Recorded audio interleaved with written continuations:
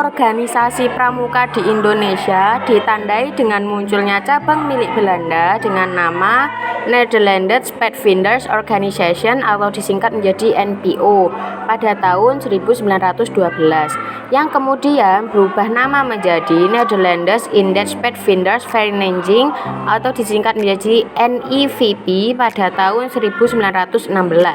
Di tahun yang sama, Mangkunegara VII membentuk organisasi kepaduan pertama Indonesia dengan nama Javanese Padvinders Organisation atau disingkat menjadi JPO. Lahirnya JPO memicu gerakan nasional lainnya untuk membuat organisasi sejenis pada saat itu, di antaranya Hizbul Wathan HM pada tahun 1918, JJP Jong Java Padvinderij pada tahun 1923, National Padvinders NP, Nasional Indonesia Padvinderij, NATI-PIJ, Pandu Pemuda Sumatera, PPS, dan penyatuan organisasi Pandu diawali dengan lahirnya INPO, Indonesia Padvinderij Organisati, pada tahun 1926 sebagai peleburan dua organisasi kepanduan, Nasional Padvinderij Organisati, NPO dan JONG. Melihat semakin banyaknya organisasi pramuka milik Indonesia, Belanda melarang organisasi kepramukaan di luar milik Belanda menggunakan istilah Padvinder. Oleh karena itu, Kiai Haji Agus Salim memperkenalkan istilah Pandu atau kepanduan untuk organisasi kepramukaan milik Indonesia.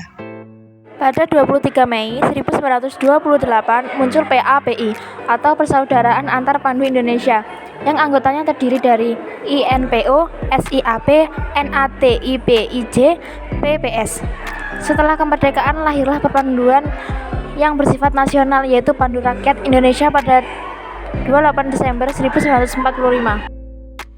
Dalam perjalanan sejarahnya, organisasi kepanduan yang jumlahnya ratusan dibagi menjadi beberapa federasi.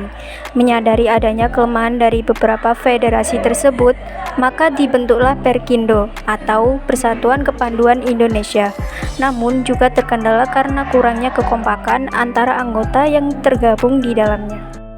Pada 1960, pemerintah dan MPRS berupaya untuk membenahi organisasi kepramukaan di Indonesia.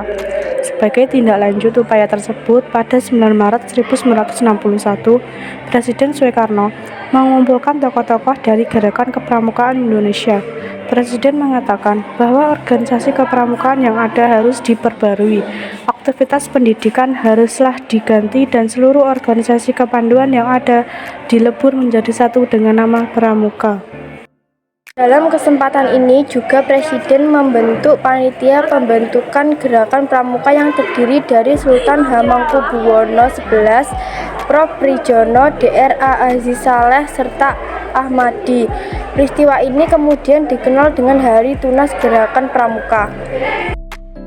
Buah hasil kerja panitia tersebut yaitu dikeluarkannya lampiran keputusan Presiden nomor 238 tahun 1961 pada 20 Mei 1961 tentang gerakan pramuka. Maka peristiwa ini disebut sebagai hasil permulaan tahun kerja. Pada tanggal 30 Juli 1961, bertempat di Istora Senayan, seluruh tokoh-tokoh kepanduan Indonesia menyatakan menggabungkan diri dengan organisasi Gerakan Pramuka.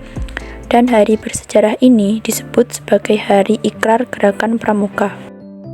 Pada 14 Agustus 1961 dilakukan Mapimnas atau Majelis Pimpinan Nasional yang diketuai oleh Presiden Soekarno. Wakil Ketua 1 Sultan Hamengkubuwono IV dan Wakil Ketua 2 Brigjen TNI Dr. A. Aziz Saleh. Ditandai dengan penyerahan panji-panji pramuka oleh Presiden Soekarno kepada tokoh-tokoh pramuka, dihadiri oleh ribuan anggota pramuka untuk memperkenalkan gerakan pramuka pada masyarakat. Maka peristiwa ini dikenal sebagai Hari Lahir Pramuka yang sampai saat ini masih diperingati.